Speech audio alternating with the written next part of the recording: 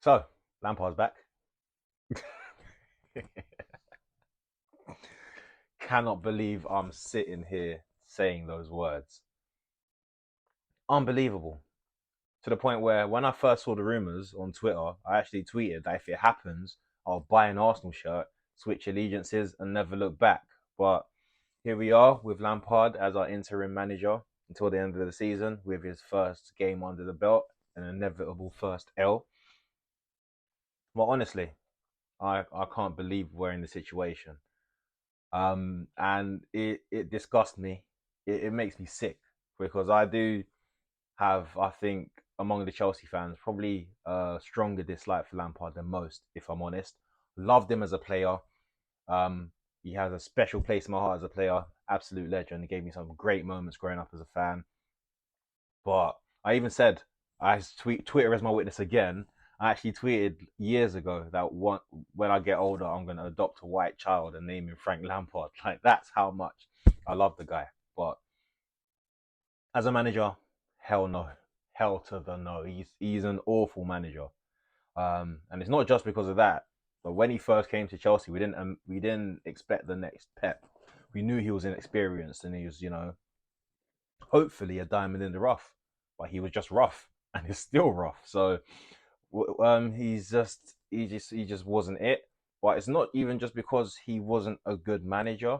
It's more just the way he carried himself in terms of during harder times. If we had a loss, nothing was ever his fault. He's always throwing players under the bus. And considering how young our squad was at the time, it was disgusting to me.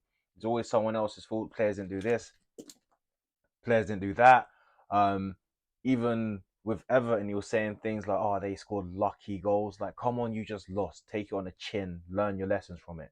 But he doesn't take accountability, so he doesn't learn lessons, and therefore he hasn't grown as a manager. We've seen that with Everton because he failed miserably there too.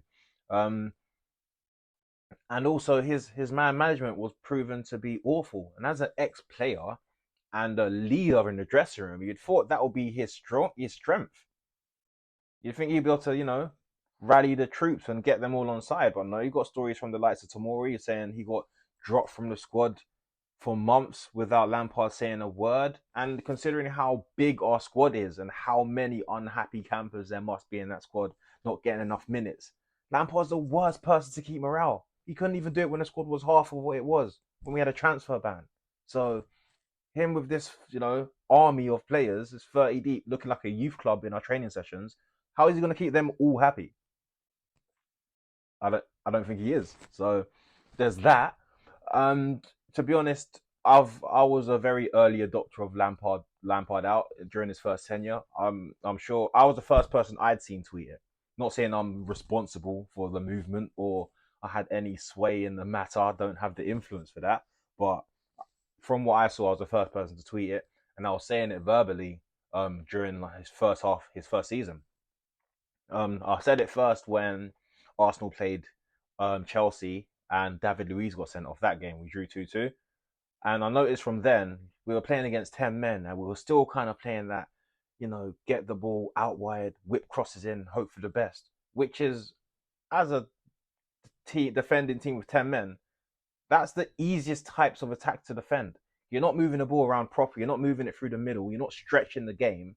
You're just whipping in crosses, and that doesn't really take full advantage of your one man advantage. So from that tactical ineptitude there, I knew that this was like Chelsea were a step too far for him, and he didn't have the tactical ability to slug it out at that level. The reason why they brought him on board was partially for his talent ID. That raised a lot of questions because you can even look at the players he isolated during his time at Chelsea. You got Jorginho. As much as he splits the fan base for some reason, I think he's a quality player. He obviously has his weaknesses, but what he does amazingly well. He came back into the fold under Tuchel and came third in the Ballon d'Or. So much for talent ID there. It must be something in him if he's doing that. Christensen, came back in the fold and now at Barcelona, playing pretty well. Rudiger had the resurgence of a lifetime. To be honest, I can't blame Lampard too much for that because Rudiger was atrocious under Lampard. But again, does that say more about Lampard or Rudiger? Because under Conte, he was decent. Under Sarri, he was decent. Lampard dips in form. Under Tuchel, he's world class. So maybe that says more about Lampard than it does about Rudiger. Who knows? Tomori got frozen out. Now he's in AC Milan, living a high life. Serie A champion. Amazing. And I'm sure the list goes on. So like, in terms of talent ID, it doesn't make sense to me. And you can even look at who he empowered, the likes of Mason Mount, who he made his main man. Like he's a good player, but he's not good enough to be the star man at Chelsea. And I think more people are aware of that now, especially since João Felix has come in. He hasn't set the goal and assist tally alight, which will be at the detriment to some fan opinions, but who watch football with calculators and not their eyes. But he's shown what it is to be a true attacking midfielder, or to be even in how to operate in the final third, create chances, and be a danger. Um, so hopefully we keep him. But yeah, Lampard's talent ID is not good enough, and I've said earlier in the video, his man management for sure isn't good enough. So what? Why is he here? Why have we brought him into the fold? What, to appease the fans, to bring back the fan connection? For starters, that's already been done. That was done when we had the transfer ban under the Abramovich era. We had a young crop of youth players breaking into the first team, and we couldn't buy any players, so we thought we'd bring in one of their role models and someone to bring the fans back in, because the distance that came with the fans under the Sarri era. It's a trick that's been done. You can't trick the fans with the same trick twice. And what fans are we? And the fans that he still has loyalty from, who are those fans? The same fans that were saying that they'd rather see Chelsea get relegated and keep Lampard than us sack him and get a new manager. Are these really the kind of fans we want on side? That would that would put their own biases before the wellness of the club. Like that's the literal definition of toxic. Like, why would you want to appease those fans? It just shows more that our board, they don't have a clue. They're just here throwing money around like a monkey with shit, and it's showing. There's no plan. There's an overload of players, and we've got a manager that's nowhere near good enough for the role. So it's a hot mess, and I'm not here for it. I really ain't here for it. I've also seen Chelsea fans say that hiring Lampard is our best bet for now. It's our best option for the time being. But for you saying that, I'll ask you this. I'll humor you. Let's say it is the best option. I'll ask you this. Why? How? How have we got to the position where the best we could hope for is Frank Lampard? Like, I explained why it was the best option the first time round, but now we started the season with Thomas Tuchel, and now we have Lampard. How many bad decisions, how many wrong turns at each crossroads do we have to go to end up where Lampard is our best option?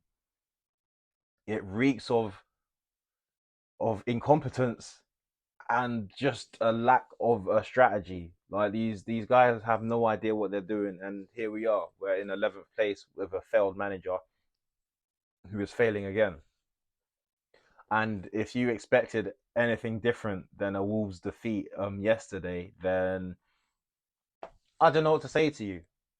And it's proven, like Lampard's back. He's brought back his whole strategy of going, passing the ball across the back and trying to attack the wings and crossing and hoping for the best. You occasionally had João Felix cutting in, trying to link up with Havertz and make something happen, but it wasn't enough. Our centre mid seems to be non-existent again, even with the world record breaking signing of Enzo in there. Got Conor Gallagher, our very own Duracell bunny. It's our centre mid is non-existent again, and this is what happened before. Like, why would we be surprised by this? This is what he does. This is his strategy.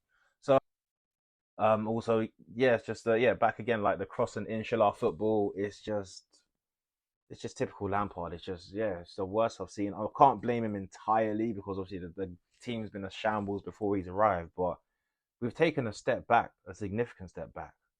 But I think in all honesty, I think we should have just kept Potter. If Lampard was our only option, we should have just kept Potter. Um, I'd even say if we were gonna go down that route with an interim manager, even Brendan Rodgers, he's free now. He got sacked the same day as Potter. Ex Chelsea fan, knows how to coach attacking football. Makes more sense than Lampard. I'll tell you that for free. I'd have taken Vieira over Lampard if I'm honest. Like, Lampard, I think for me is the worst option. Like, not just because of his like tactical ineptitude, but yeah, the side of the fan base he empowers, and yeah, his lack of man management skills. And the best we could have expected from bringing in a manager at this time, really, if they're interim, is a new manager bounce, right? I'm sure the first rule when it comes to trying to get a new manager bounce is getting an actual new manager. Like, that's where you start, right? But instead, we've brought in a manager who has already come in, failed, and has already once lost the faith of the dressing room and the fans. So, where's this new manager bounce coming from? Why would a manager that's already failed and lost the trust and faith and belief of those same players inspire them to conjure up some newfound form and confidence? They've already lost confidence in this guy once before. It